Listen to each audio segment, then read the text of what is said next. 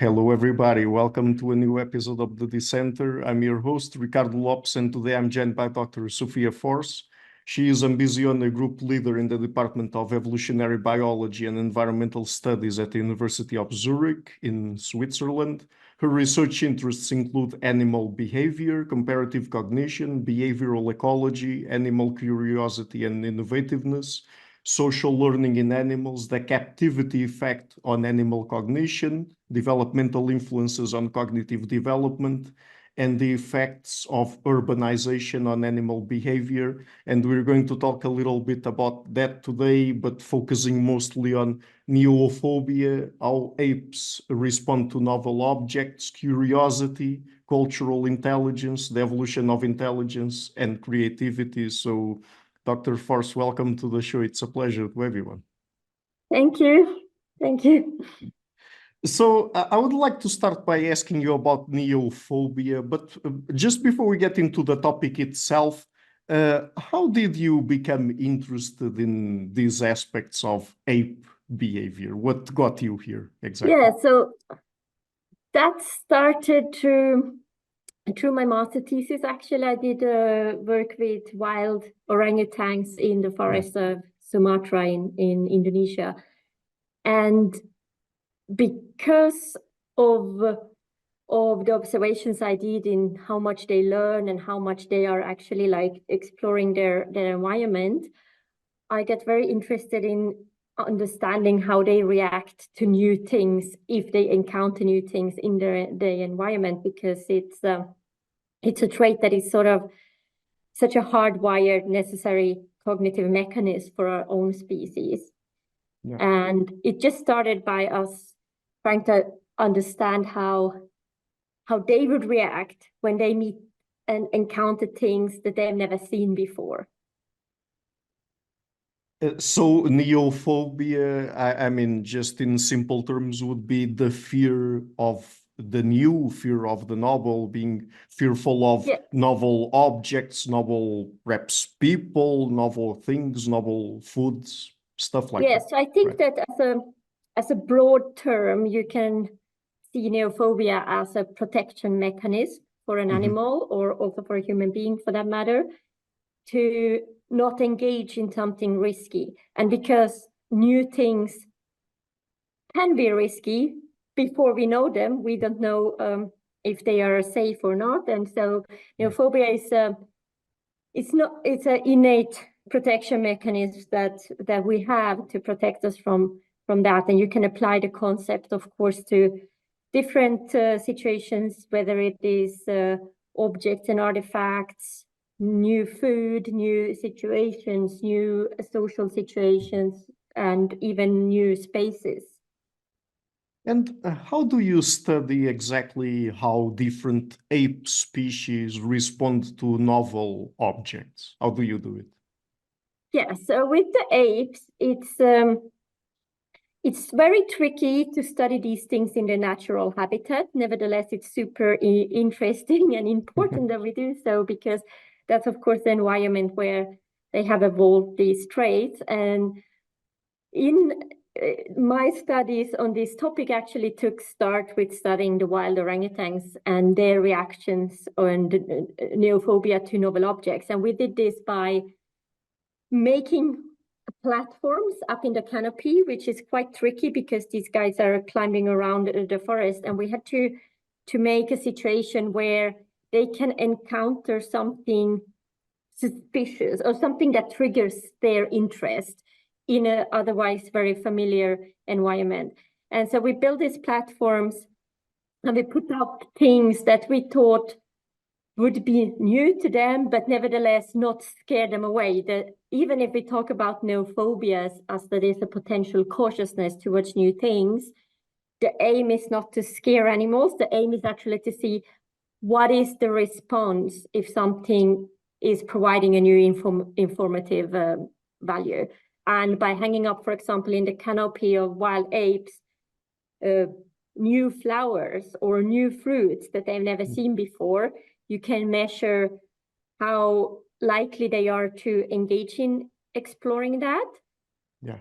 And Whereas with captive apes, you can do this, of course, on a very different level where you can provide them directly with things. So there's a huge difference in the methodologies and the results depending on what type of apes you study.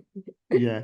And what can we learn from studying how they respond to novel objects? I mean, is it that we are learning just about neophobia, or are there other aspects of their cognition, their psychology, that we can also make inferences about by studying neophobia? Yes, so it's a window into, as I said, like the ideal situation is that you trigger something unexpected for that animal, and then to understand how the animal is reacting when there is an unexpected situation with new information, we can see multiple things. And one is a window into if they show curiosity. And this is something that the novel object test paradigm is just one dimension out of many, of course. Yeah. But by also understanding how animals are reacting to new things in their environment, we can learn something about how the environment is shaping them to when they react by studying this across different environments within a species, for example. And that way we get a better understanding for how ecological conditions or social settings impact these kind of, call them underlying cognitive traits. And to get a little bit more concrete here, which kinds of ape species do you study neophobia in exactly? Yeah, so far I've been studying orangutans, and there's two species of orangutans that we've been researching this topic in, the Bornean and the Sumatran orangutans. I've also studied the same topic with identical methods in both chimpanzees and bonobos, so two African ape species and Asian great apes. And which kinds of objects do you usually expose them to, and what are usually the reactions you get from them, in which specific circumstances, and are there big differences in neophobia behaviors across ape species or not? Yes, so there's multiple questions there. We'll see if I can disentangle it. So depending on the habitat or the environment, the setting where we're testing them, if we are talking about testing wild apes or if we're talking about testing captive apes, will definitely change what kind of objects we expose them to. Because when I started off with studying wild orangutans, as I mentioned earlier, we want to create a situation where there might be some relevance for them. So that's just not a random artifact. But what if something could be like a potential food source, or if it's something that looks like something I've had before, but it's not something I know. So it's like in human curiosity, you have a U-shaped curve as well in how likely we are to become curious. If something is too foreign, we rather get scared. If something is too familiar, it's not going to capture our intention and definitely not spark curiosity. And that's something we try to reach with the orangutans as well, that we show them new fruits they've never seen before that do not exist in the Sumatran rainforest, like pineapples or for example, also plastic fruits, and see how they react to things that they might think, hey, this could be useful for me. Nevertheless, be cautious because you don't know if it has any potential dangers. We also tested them towards different kind of flowers that they do not encounter otherwise in their habitat. So sort of triggering a natural situation. What if there would suddenly be a new fruiting tree that they never had before? Whereas if you go and test captive apes, it's rather difficult because their habitat is so different and they are used to many artifacts provided by humans. So they have a completely different reference point from the start. So here what we do is not expecting a strong reaction, but we do talk to caregivers that normally know the background history of these individuals on what would be suitable items and what they have never seen before. And just like for human kids, what we normally do is we just compose some new kind of toy that, because that object hasn't existed, even if they might know some of the colors or some of the materials, they do not know it as such as it's composed in that particular study. And so, I mean, let me ask you one question, because you mentioned food there. Is it the case that when these animals are exposed to novel foods, they are able to identify these new objects as food, as something they could eat or not? So that's, if you step one step back, if I see something that I never seen before, and if it has the shape of something that I might be eating, then at the first perceptual level, you cannot distinguish between food and object. So you're going to have to explore in order to find out. Now, when it comes to apes, they have quite a high threshold of how likely they are to try new food, because that's just simply something you don't want to risk when you're a long-lived species, and you might not want to go out and eat something that potentially could have been poisonous. So there will be a difference in how much you explore physically to actually trying to eat something. And we see that not only from doing experimental work, but also by natural observations, where you can see that infant apes normally take quite a long time before they eat things. Like, they have certainly had enough exposure to social information through their mothers and others before they take the step to integrate something into their own diet. And when it comes to the differences between wild and captive apes that you mentioned there briefly, do they basically have only to do with the captive apes, for example, having been exposed to a wider variety of objects, and so many of them they no longer have neophobia reactions to, or are there also other differences here? Yeah, so this is one of the big questions that I've been looking at, and it's certainly multiple factors that play a role to why captive apes would behave totally different when we test them in novel object test, or even also problem solving and stuff that we've done along the lines as well. And first, it's important that one think about them as it's the same animal physically, it's a different animal psychologically, because of the different environments totally shaping them into something, taking them on a different trajectory and in their outlook on life and environment and everything, actually. So one of the components, of course, environment by itself. Like, if you do live in a zoo, or let's say a wildlife sanctuary where life is quite decent and you get fed every day, you have, in one way, the 5-star hotel lottery. You don't have to worry, you don't have to forage, you certainly do not have any predators and any hazards. So there's the risk-free environment that is one component to why captive animals per se are more explorative and more innovative than the wild conspecific. And then on top of that, because of this risk-free thing, especially in large brain species, what comes with it is that when you don't have to allocate time to foraging or finding a partner or looking for shelter and all these kind of things that animals are totally busy in their daily life in nature, then that frees up the space that you have in terms of cognitive capacities, and that sort of gives room from everything that comes from it in terms of exploration, curiosity, creativity, innovativeness.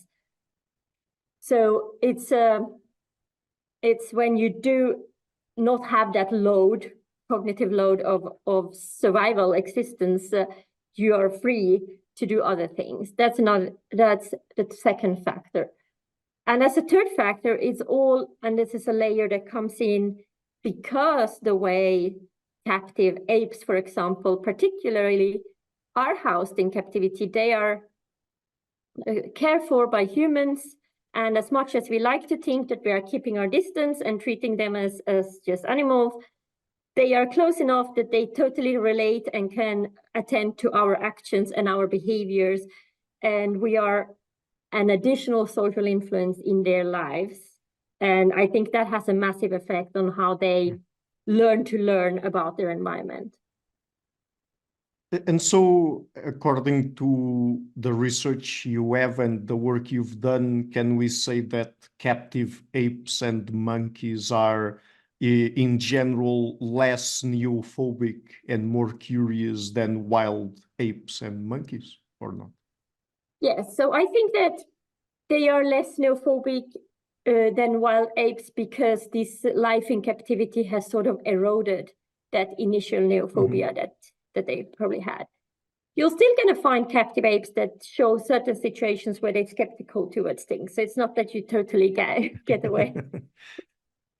Yeah. And I would imagine that perhaps some of that would also have to do with their personality traits, or not. Absolutely. You'll find along the spectrum, the same as humans, you'll find apes that are more or less neophobic than others. And we don't know, sometimes we can disentangle the reasons to why, and sometimes we just can't. And going back just a little bit to novel food response, I mean, how do apes, particularly in the wild, evolve lower neophobia when there's a risk, as we've already mentioned here, of harmful and poisonous food intake? Yeah, so this is clearly done by true social information, because you have no single ape species, and maybe not even a single primate species, where infants do not spend time around adult role models in order to learn the diet. I think particularly with the great apes, where there is not only the level of learning what to eat, but also the level of learning how to eat, because you need to understand which species are distinguishable from others. And this is not as easy. Like if you put a human being into rainforest, a human being is not knowing what to eat. So you can see how much information you need from your role models in order to survive in such a habitat. And that's exactly what happens with the apes. And that, therefore, I would say the social information is a channel through which wild apes overcome neophobia by looking at, oh, if mom does it, it's safe. I can try to eat that. But isn't there a sort of paradox associated with how apes, and I would imagine also humans, deal with social information from an evolutionary perspective? Because aren't there particular cases where perhaps we would be better served not really being influenced by social information coming from other conspecifics and just exploring things ourselves or learning by ourselves?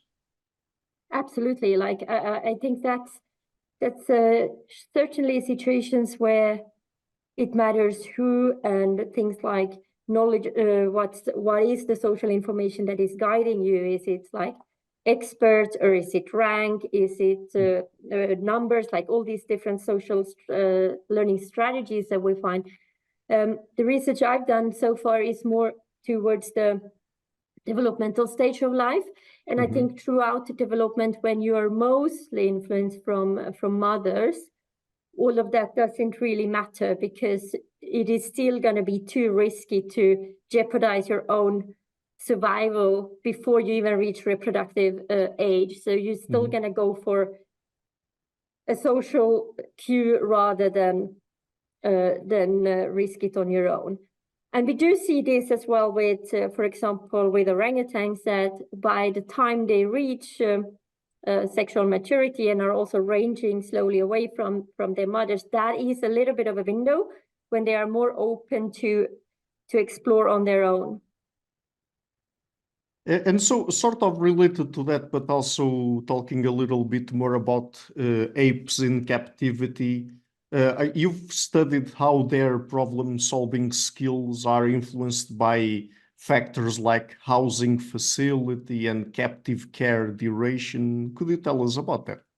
Yeah, so this is something I think is a huge thing in the whole research area of great ape cognition, and I think it's super important that we pay attention to it, is that all of these experiences they get from birth until we test them for some kind of research question. If this would be a wild ape, we have some sort of ecological circumstances shaping their minds, and we can ask different questions. If we take the lab into a captive setting, there's all these other experiences that feeds into who that individual becomes and what that individual knows. So like, I think what my research shows on a very, very broad and easy level, we're just starting to dig into this into more higher resolution, but depending on which group of captive apes you research, you'll have a different result, just by the fact that, for example, research experience accumulates, and therefore they have learned from that experience, and that will affect their performance. So this was something we found by studying chimpanzees from a sanctuary compared to a zoo that hasn't done any cognitive tasks. So by the sheer fact that they haven't gotten much of those experiences compared to the other population where it's regularly all kind of apparatuses. And so in one way, you can say that as a research community, we are imposing a bias in accumulating their experiences. And I just started a project where we are quantifying this, and we are creating a database where we track the experience of certain ape subjects so that we can actually go out and test for how much they carry with them from one testing situation to another. So we've talked a lot about neophobia here. What about curiosity? By the way, first of all, what is curiosity from an evolutionary perspective?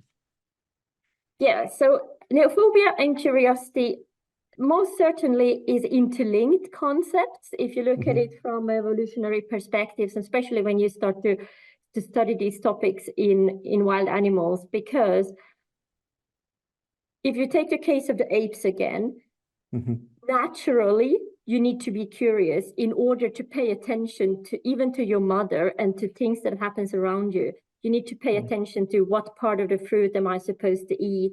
How is she doing that with her fingers? What is going on? So you need to have some intrinsic motivation to find out things you don't know. And I think this is probably something that's quite hardwired in human evolutionary history. And all the great apes have a strong like intrinsic motivation to be curious. Now, what happens is the things we talked about a little bit earlier, like if you then have a habitat that is risky, like full of potentially poisonous plants, so you might have predators and all of that, then going around being curious on your own might not be an evolutionary good strategy, because you simply will die off before you reach reproductive age. And so then protection mechanisms like neophobia keeps you away from expressing your curiosity just like that. Nevertheless, as soon as you have a situation that is regarded as safe, that curiosity kicks in and you can act upon it. And so this is where we talk about like high neophobia, high curiosity in these kind of species. And in captivity, there's a different source. There's not only the social component that wears down the neophobia so that they can become more curious or express curiosity in many different ways, but also the risk in itself, since the risk, they never had a bad experience. So that's like different pathways that brings down the neophobia and allows curiosity to be expressed. So curiosity in a way is also shaped by ecological and social factors, right? It's, of course, we have this innate tendency to be curious, but when it comes to perhaps understanding a little bit better the differences across species and between individuals of the same species. It's not something that is exclusively innate or that we are born with, but it's also shaped over development by ecological and social factors. Right. Absolutely. That's what I believe. I believe that there's a baseline, intrinsic baseline for each species that they do have, because in order to learn, especially if you're a species that live in a niche where learning is important, so the biological function of curiosity clearly is to aid the learning process. But there are going to be differences depending on, first of all, what happened during early life in terms of your own social inputs on what to be curious about and when. And then the other axis of ecological factors constraining certain situations where it's just not adaptive. Yeah, no, that's very interesting because, and of course, we can get more into how we can extrapolate from other apes to humans later on. But we have these very common ideas that, for example, when it comes to humans, there are certain people that are innately more curious and others less curious. But I would imagine that probably the factors you've studied in other apes would also apply to humans, right? Yeah. I would believe so. I do think that there's a long-standing psychological view on humans that it is this intrinsic thing and we're all sort of born with the same. I do think that a surprisingly little research has gone into understanding what shapes curiosity in human children. And I do think that once we start to uncover that box, we will find that it is equally much social inputs during those early years that also set the stage for your adult levels of curiosity and interest in learning. So, do other apes, non-human apes, have culture?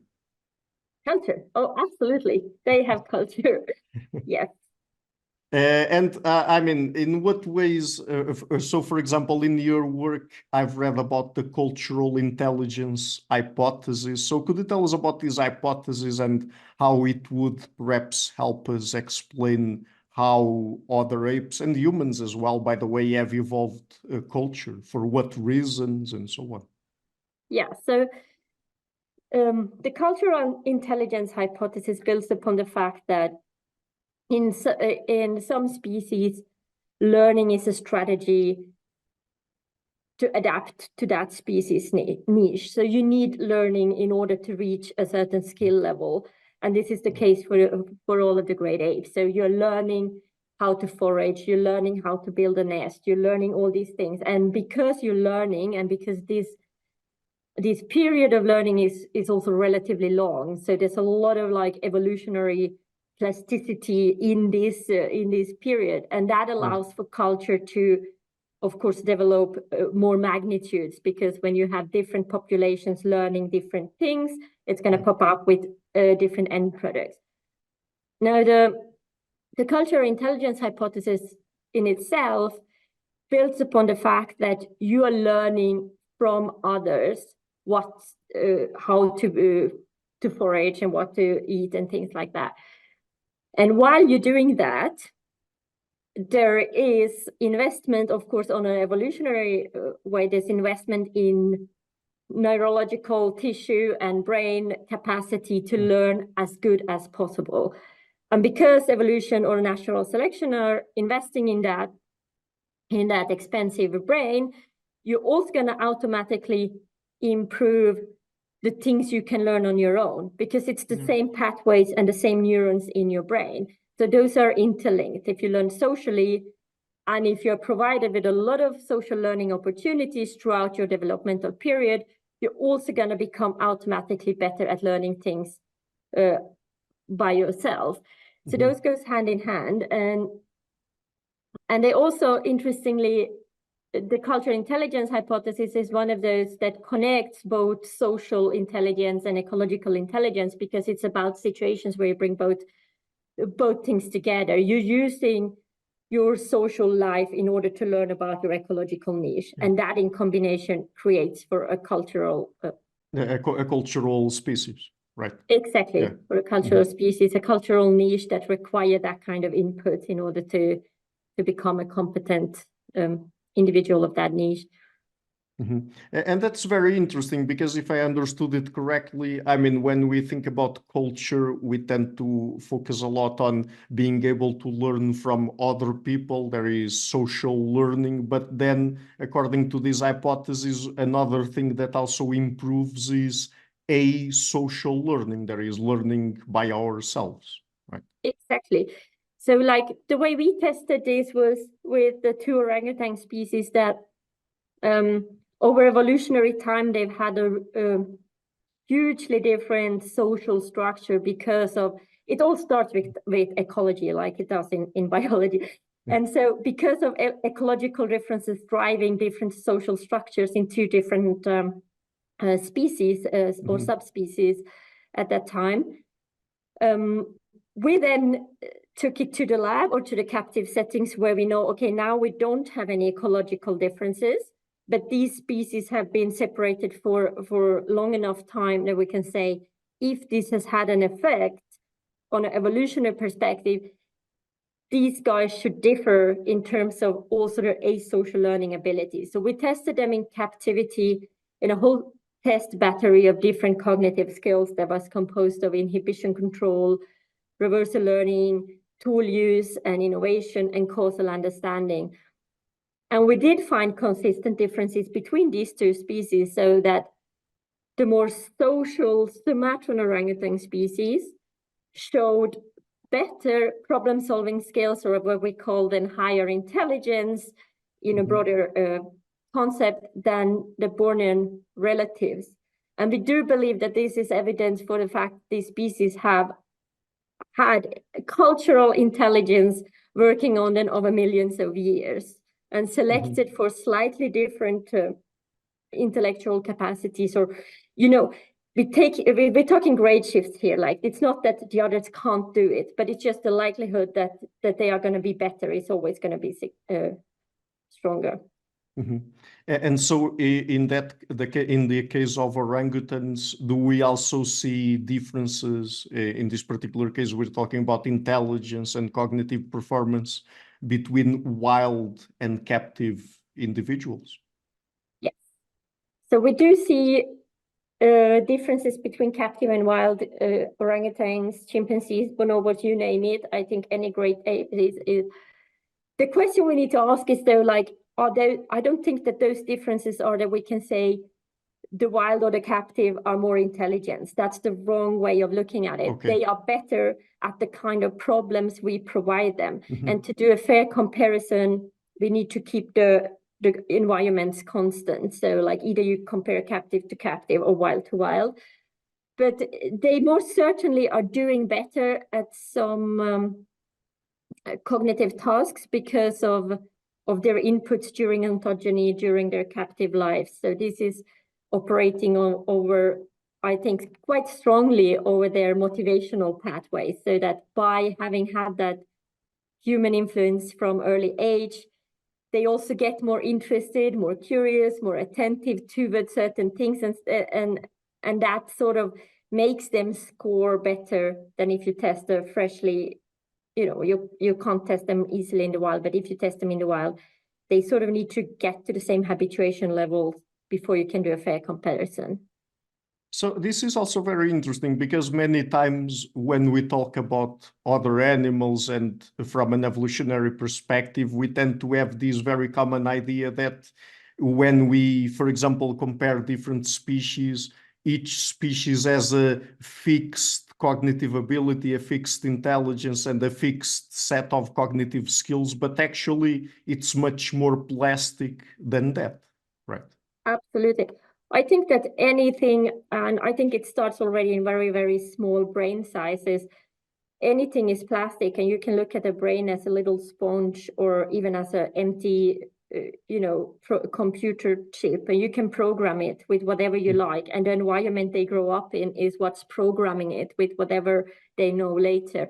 I think this implies the plasticity increases with the brain size of a species, but it certainly implies that studying species within different habitats and different environments can tell us more about what factors are shaping an intelligence or a particular cognitive skill, rather than compare a species with another species that have maybe not had the same evolutionary or the same environment shaping that skill.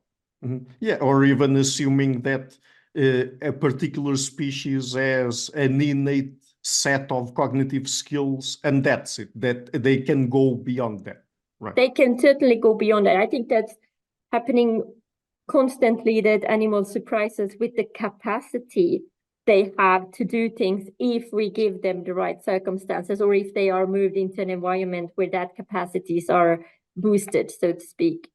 Mm-hmm. And by the way, I guess that this would apply more in the case of captive individuals, but do factors like rearing conditions and human exposure also play a role in their cognitive performance or not? Yes, so absolutely. So this is another thing that we tested with orangutans, where we had something like about 100 different orangutans from different captive facilities, so that we could avoid saying like it is this particular experience they had because they grew up in this zoo or in this particular sanctuary. So we collected a bunch of them. I think we had 14 or 15 facilities. And then we did an independent test on how, just very simple, straightforward, like how interested are they or how attentive are they towards a human. And this is a human they didn't have a relationship with, so not a caretaker that they know, because that obviously biases their emotional relationship to that person. And then we took the scores from that human orientation task and related it to how well they did in problem solving. Mm-hmm. And what we found is that actually, like, the human orientation they show could predict over the pathway through exploration, the more human-oriented individuals would be more inclined to explore more, to explore in a diverse way, so in a more creative way, and therefore actually succeeded with problem solving on a higher level than the ones that were less human-oriented. So I think what we capture here is the pathway of things and how a captive life puts on a cascade of processes. Like, you pay attention to different type of social model. You get enculturated in its various broadest senses. All apes have some kind of enculturation by humans.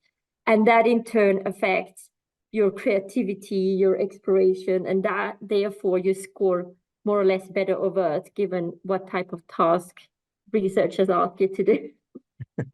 Yeah, and I would imagine that, I mean, since we're talking about the effects that culture, or we talked about the effects that culture might have had on the evolution of intelligence, we tend to have, at least in the West, of course, this very individualistic idea of intelligence. There are people that are simply more intelligent than others and so on. But actually, from an evolutionary perspective, it is our sociality, our social needs, our need to acquire information from other individuals, to relate to other individuals in a way, and not only our asocial learning, that is learning by ourselves, that has played a big role in us becoming more and more intelligent over time, right?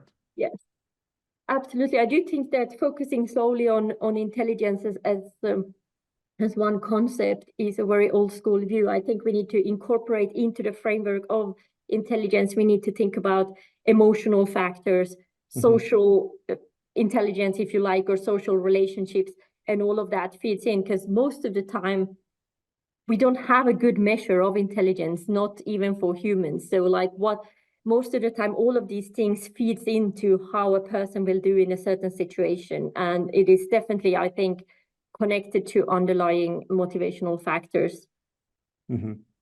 So going back to orangutans here, we've already talked a little bit about how they perform cognitively in the wild, in captivity, and so on. But in your work, I've also read about other aspects having to do with their life history and also the needing to learn hypothesis. So could you tell us a little bit about that and what these factors, these aspects of their development might also play in their cognitive performance, their curiosity, and so on? Yeah, so like because orangutans, like many apes, but they particularly are particularly slow life history, they show a very, very prolonged developmental phase. And they take quite an extensive time to grow physically, to reach body conditions and brain sizes at adult levels. And this is an investment that is obviously costly.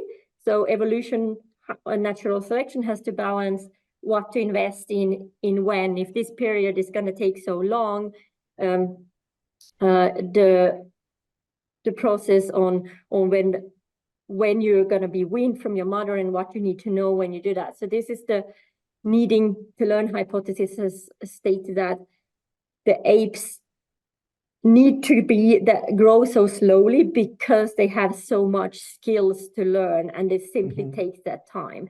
It's an interaction, in fact, more coming from the constraints of growing such a big brain, because we did find that orangutans at the age when they are leaving their mothers and reaching sexual reproduction, they are long ago competent foragers within their habitats. So that would actually say like it's more about the physical constraints of having a slow growing body, a slow growing brain, and to get that ultimate peak of natural selection. At the same time, it seems that the complexer the diet is, so to speak, the more there is to learn, the longer you should stay around your mother in order to reach sufficient skill levels before you are totally independent and sexually mature. So it's a bit of both hypotheses. By the way, just out of curiosity, how many years do orangutans usually take for them to become independent from their mothers? So this is a species difference, interestingly as well. So in the more social species in Sumatra, that also, according to research records that we have, they have a higher complexity of their diet. They're also the only populations that show tool use, etc. They reach weaning around 7 to 8 years, 6 to 7, and independence a bit later than the Bornean ones, that this can happen already between 5 and 6 years. So the Bornean ones are a bit faster, have a little bit less complex things to learn. Nevertheless, they are very slow compared to the other great apes and even to humans. And I would imagine, I mean, of course, I'm not sure if this is an aspect that you study specifically, but I would imagine that the way we understand something like adulthood from a biological perspective is not exactly the way that we understand it, for example, in human societies culturally. Like, for example, saying that at 18, you're an adult. I mean, I would imagine that from a biological perspective, it wouldn't be the same as that sort of social construction of adulthood. And also, even when it comes to humans and other cultural species, it would also depend a little bit on cultural inputs. Like, I don't know, for example, if you're considered an adult at 18 and not 21, perhaps there are aspects of your development and in becoming independent that accelerate a little bit more, but due to cultural inputs as well. Or I don't know if this makes sense or not. Yeah, no, surely. I mean, we are like in biology, we always classify things according to facts and measurements, right? So for most animals, adulthood is defined when they reach sexual maturity, so when they have their first infants, etc. And funny enough, when you put it that way, that would make many humans not being adults even at the age of 50, because if we only we cannot take about if they have an infant, okay, obviously reached sexual maturity, but there is a lot of other concepts that feed into what we see as adulthood in humans that are completely culturally constructed. And in animals, it gets vague if we say like, okay, it's an adult individual when it can forage at the same level as the mother, but most of the time we use so much conservative measurements of sexual maturity. But it could be, I mean, it's nothing is happening over one night. So they are maturing into that. And I would say certainly with some animals, you see that they have this very much intermediate phase. I would call it the teenage phase, where they're not really willing to let loose. And this is something that you see in orangutans. They do range around the mothers to begin with. They stay around the mothers for life, but they keep the contact much tighter when they are younger. And then they dare to take the step to generate their own social niche slightly away from her. Yeah, I guess that this is just for people to keep in mind the fact that the way we understand adulthood in human societies or in a particular human society is not necessarily the same way that biologists understand adulthood, right? No, absolutely not. Yes, I would totally agree with that. So we've talked about neophobia, curiosity, culture. What about creativity? What is creativity exactly from an evolutionary perspective? Of course, is something that is slightly harder to detect in animals because you need to find a base of measuring it. I think it's describing how much diversity we can find, for example, when we are measuring how animals solve problems. And then we can measure creativity in that, how likely is an individual to do different actions? How likely is it to come up with new solutions and try new things, even if it does not always lead to the solution? How much diversity is it among the explorative actions?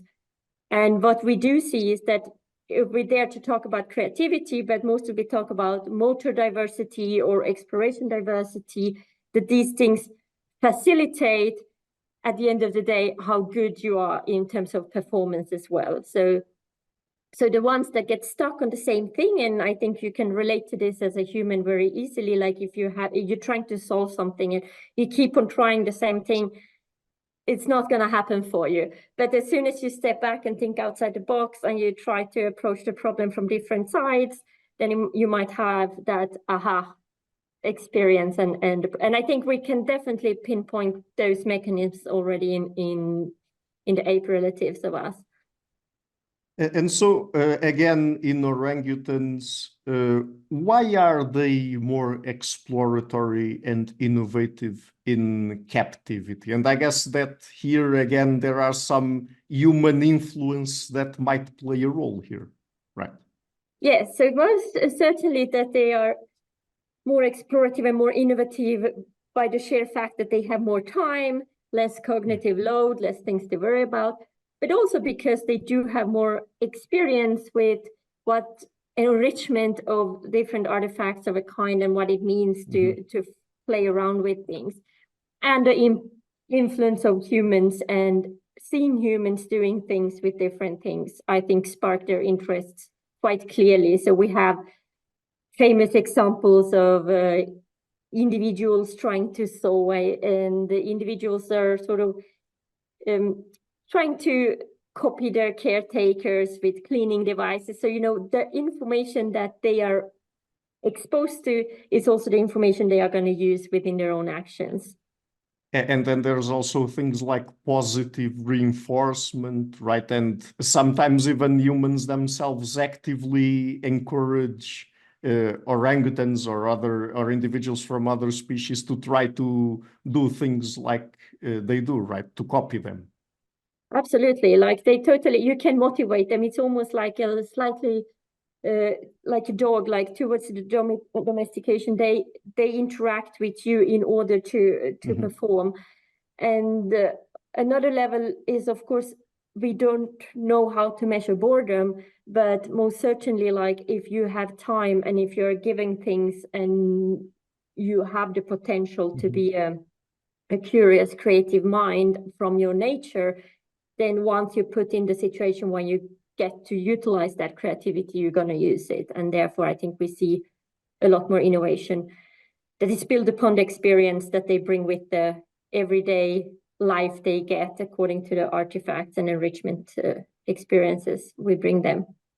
So what does this tell us about the phylogeny of creativity? Because creativity is something that we tend to associate with humans because we tend to be very anthropocentric, but looking back into these other closely related apes like orangutans and more, more closely related, I would imagine that there would also be people doing work with gorillas, chimpanzees, and bonobos out there. I mean, what can we learn about by basically the phylogenetic history of creativity here?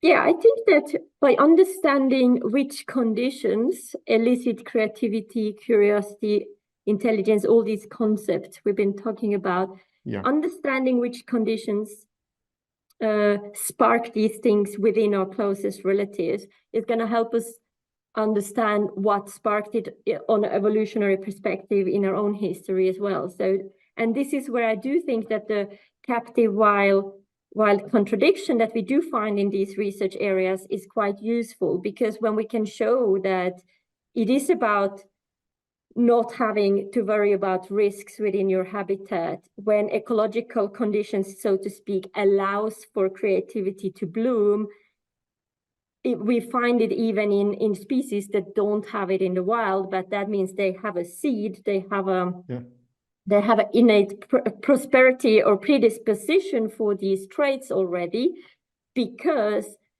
they do need it in small levels in their natural environments. And once we put them in environments where there is no restrictions, these skills totally inflates. And in terms of human history, there is these hypotheses that together with colleagues and also among other researchers, is that there's a certain point of time where we reach a level of top predation role, and therefore humans, we can use the captivity effect to understand or anecdotally understand what went on in human evolution by understanding that once we were lost that kind of cognitive load, or it freed up and sparked creativity in our own species. And so in one of your papers, you also hypothesized that perhaps something like that could have been behind the Upper Paleolithic revolution, right? Where looking back into the archaeological record, we see that apparently there was an explosive increase in creativity and so on, right? Yes, exactly. I think that coincidence with times where there's a lot more artifacts, there's a lot more physical creativity to be found in the fossil record. And that is also around the time where humans became the top predators of their own niche. So sort of we turned our natural habitat into the captivity effect. And if we see that apes who doesn't have those constraints anymore, that increases their creativity as well. And on top of all of that environmental things comes the social inputs that also increase when you have a cooperative lifestyle and more sociality playing a role. So again, the ecology functioning together with the social components of things. And in captivity of the apes, when you see an increase in things, their social niche is completely different to a wild ape social niche because of the level and magnitudes of social information they reach of different kinds. We can even talk about different cultural impacts in terms of a human mixed with a more constant group composition. In the case of orangutans, you'll see that Sioux orangutans are living in a group, whereas in the wild they don't. So like alone, those sheer facts is that it all feeds into how they learn and how their learning foster their creativity. So then it's actually a safe environment and a safe space that allows for people and other animals, by the way, to become more curious, more exploratory, and more innovative, right? I would say so, at least in the hominin lineage. it might not be true for all animal species. I do think that there might be, depending on the fundamental biology of different species, there might be cases where the necessity is the mother of invention, when you need to inhabit a new habitat. But most certainly for the hominin lineage, I think we're talking about freedom is creating more innovations, yeah. Great. So, Dr. Forss, just before we go, would you like to tell people where they can find you and your work on the internet? Yeah, so I'm normally putting out all kind of news regarding my research on my webpage, and you can find me on X or anytime around international conferences, and I'll be happy to chat to anybody. Okay, great. So I'm leaving some links to your work in the description of the interview. And thank you so much again for taking the time to come on the show. It's been fun to talk with you. Thank you. Thank you for all the interesting questions. Hi guys, thank you for watching this interview until the end. If you liked it, please share it, leave a like and hit the subscription button. This show is brought to you by Enlights, Learning and Development Done Differently. Check their website at enlights.com, and also please consider supporting the show on Patreon or PayPal. I would also like to give a huge thank you to my main patrons and PayPal supporters: Per Ergo Larsen, Jerry Mullerens, Frederick Sundo, Bernardo Seixas, Olaf Alex, Adam Kessel, Matthew Whittingbird, Arno Wolf, Tim Hollis, Eric Alenia, John Connors, Philip Force Connolly, Dan Demetrio, Robert Windiger, Rui Inácio, Zup, Marco Neves, Colin Holbrook, Phil Kavanagh, Mikkel Stormir, Samuel André, Francis Ford, Tiago Nunes, Fergal Kossen, Hal Herzog, Nuno Machado, Jonathan Librant, João Linhares, Stantantia, Samuel Correia, Eric Hines, Mark Smith, João Eira, Tom Hummel, Sardas France, David Sloan Wilson, Yacila Dez Araújo, Romain Roach, Diego Londonho Correia, Yannick Punter, Adana Rusmani, Charlotte Bliss, Nicole Barbaro, Adam Hunt, Pavlo Stasevski, Nelek Bach, Guy Madison, Gary G. Alman, Sam Afzal, Adrian Yeager, Paul Tolentino, João Barbosa, Julian Price, Edward Hall, Edin Bronner, Douglas Fry, Franca Bortolotti, Gabriel Ponce Cortez, Ursula Litsky, Scott, Zachary Fish, Tim Duffy, Sonny Smith, John Wiseman, Daniel Friedman, William Buckner, Paul George Arnaud,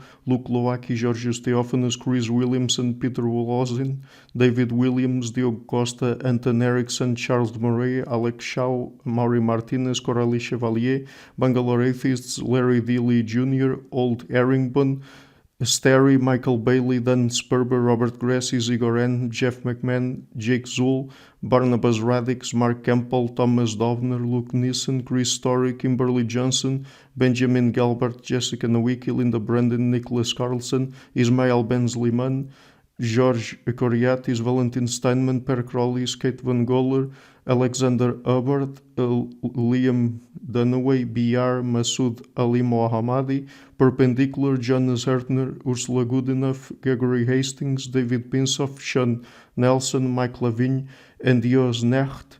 A special thanks to my producers, Isar Webb, Jim Frank, Lucas Stafiniak, Tom Vanagdam, Bernard Ugnik, Curtis Dixon, Benedict Mueller, Thomas Trumbull, Catherine and Patrick Tobin, John Carlo Montenegro, Alnick Ortiz, and Nick Golden, and to my executive producers, Matthew Lavender, Sergio Quadriano, Bogdan Kanivets, and Rosie. Thank you for all.